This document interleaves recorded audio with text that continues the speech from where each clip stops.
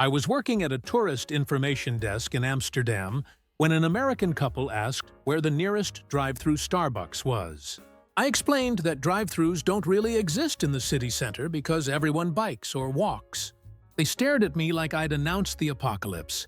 The husband said getting out of a car to get coffee defeats the entire purpose of coffee.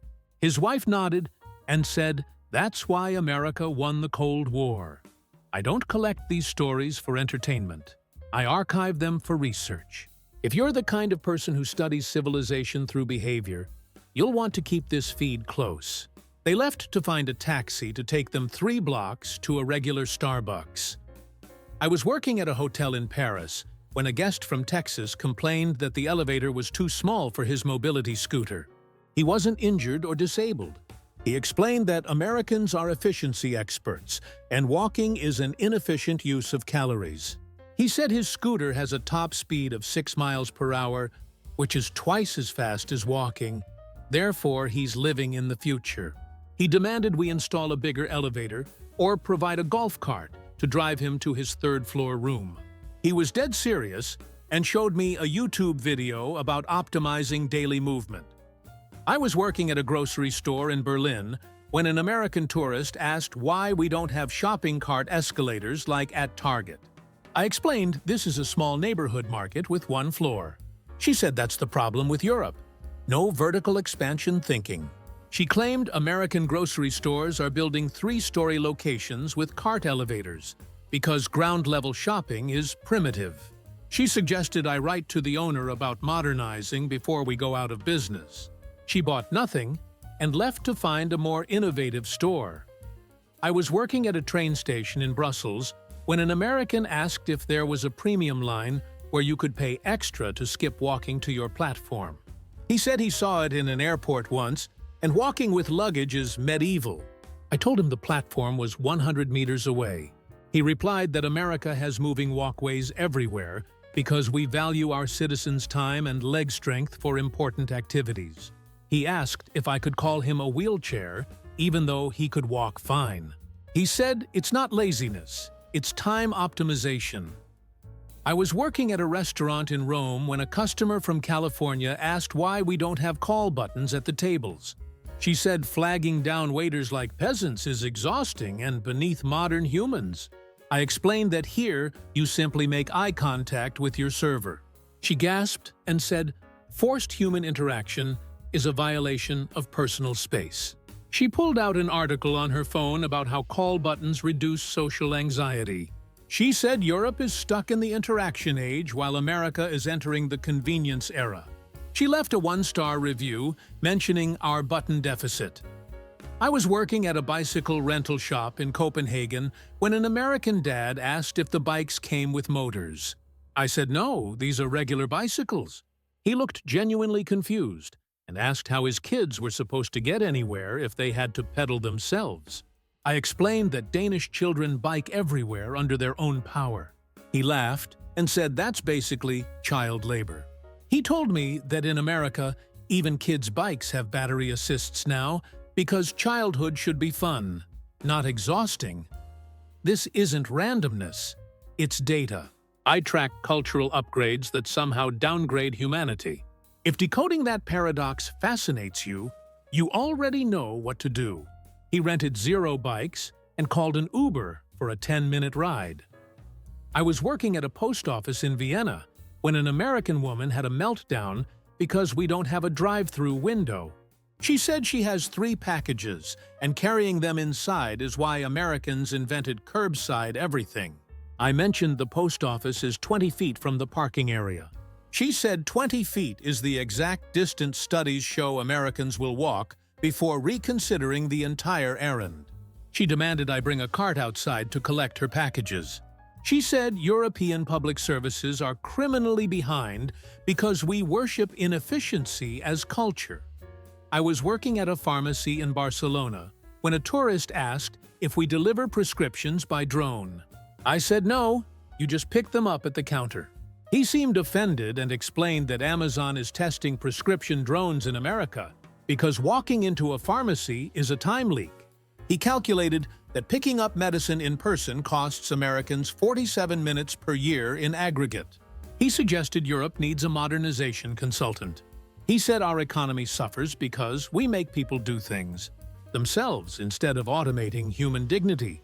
I was working at a museum in London when a visitor from Florida complained that we don't have golf carts to drive people between exhibits. She said the Louvre has 8 miles of galleries, and forcing people to walk that is hostile architecture. I explained this museum is much smaller and the entire tour is maybe half a mile. She replied that America is phasing out walking in museums entirely because culture should be accessible, not athletic. She said she's trained her body to conserve energy for important things, not wandering. She lasted 12 minutes. Before leaving to rest, I was working at a train ticket counter in Zurich when an American businessman asked why Switzerland doesn't have an app where you just think about your destination and a ticket appears. I clarified that we do have a ticket app. You just have to open it and select your route. He groaned and said, "That's still 2 steps too many." He explained that America is developing neural link ticketing because physical interaction with screens is outdated. He said Switzerland claims to be advanced, but we still make people touch their phones like cavemen. He missed his train arguing about this. I was working at a ski resort in Austria when a guest from Colorado asked where the heated chairlifts were. I said chairlifts aren't heated here. He looked betrayed and said that's inhumane because Europeans clearly don't understand winter sports luxury. He explained that American ski resorts now have heated seats, footrests, and Wi-Fi on chairlifts because 7-minute rides shouldn't feel like survival training. He said Austria invented skiing, but America perfected it by removing all discomfort. He demanded a refund for the emotional distress of a cold chair.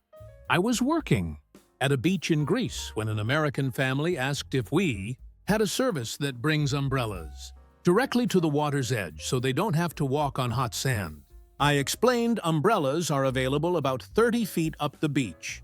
The mom said 30 feet of hot sand is a lawsuit waiting to happen in America. She told me Miami beaches have sand cooling systems and umbrella valets because convenience is a human right. She said Greece is gorgeous, but logistically 50 years behind.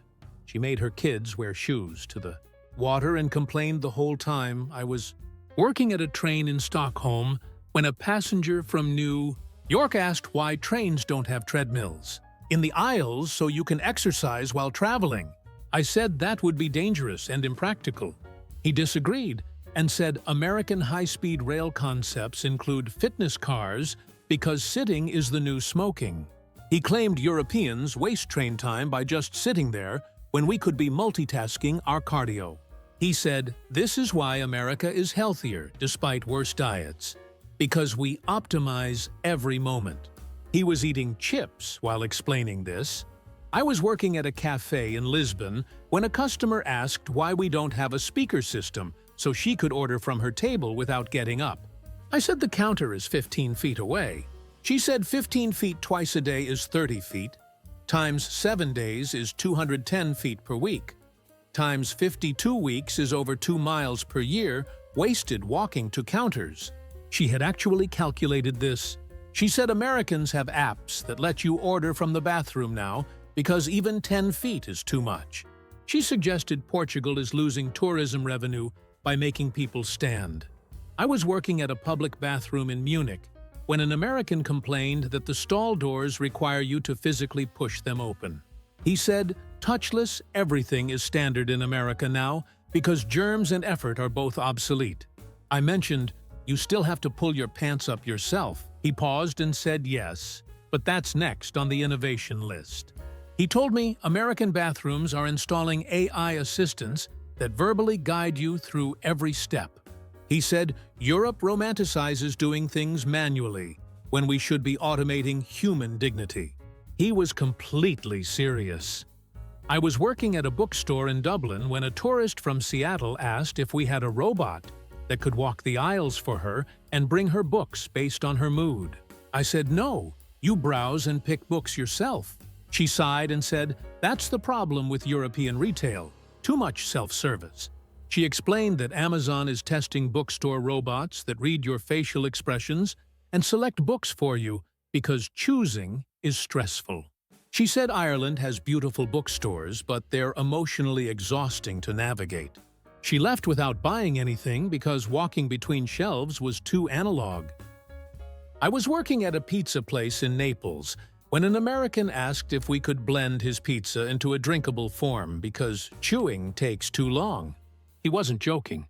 He said Americans are experimenting with meal liquefaction to save time during lunch breaks. I stared at him and said, "Pizza is meant to be eaten." He replied that Italy is stuck in tradition while America is redefining food consumption. He said solid food is inefficient, and in 10 years, everyone will drink their meals through straws. He ordered a regular pizza, but looked disappointed the whole time. I was working at a bike path in Utrecht when an American jogger asked if there were moving sidewalks for runners so they could run faster without more effort. I said no, that defeats the purpose of running. She disagreed strongly and said, Americans are developing treadmill roads that move in your direction, so you get places faster while burning the same calories. She claimed this is genius because it optimizes exercise and transportation simultaneously. She said Europe's infrastructure is beautiful, but inefficient because we haven't mechanized human movement yet. She walked back to her hotel. I was working at a historic castle in Edinburgh when a visitor from Texas complained that we don't have Segway tours because walking cobblestones is dangerous. I mentioned Segways are banned in the Old Town for preservation reasons. He said that's exactly what's wrong with Europe, prioritizing old rocks over human comfort. He explained that American historic sites have motorized everything now because respecting history shouldn't require functional knees. He said George Washington would want people to use hoverboards at Mount Vernon. He left after 10 minutes because stairs were involved. I was working at a Christmas market in Prague when an American asked why vendors don't have delivery drones so you can order mulled wine to your hotel.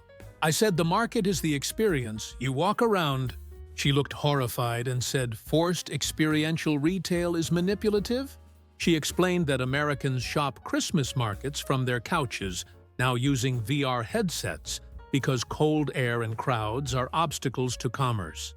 She said Prague's market is charming but economically inefficient because it requires physical presence. She bought nothing and streamed the market on her phone instead. I was working at a gym in Madrid when a member from Los Angeles asked why treadmills don't have self-running modes where the machine does the workout for you. I explained that's not how exercise works. He said that's old thinking and Americans are developing passive fitness technology where you just stand there and the equipment stimulates your muscles. He claimed in 5 years no one will have to actually move to work out. He said Spain has great gyms, but we're philosophically behind because we still believe in effort. He did 0 reps and left. I was working at a library in Oslo when an American student asked if we had a service where someone reads books for you and just tells you the main points. I said that's not reading. That's a summary. She replied exactly. Summaries are the future because full books are time-consuming. She told me American colleges are using AI that reads textbooks and downloads information directly to students' brains eventually. She said Norway's education system is great, but inefficient because we make people read entire books themselves. She checked out nothing and went to watch a book summary video. I was working at a ferry dock in Stockholm when an American tourist asked if helicopters were available because ferries are too slow. I said the ferry takes 12 minutes. He said 12 minutes is enough time to have an entire conference call. Therefore, it's wasted. He explained that Americans are replacing short ferries with passenger drones because time is money, and water travel is romantic but impractical.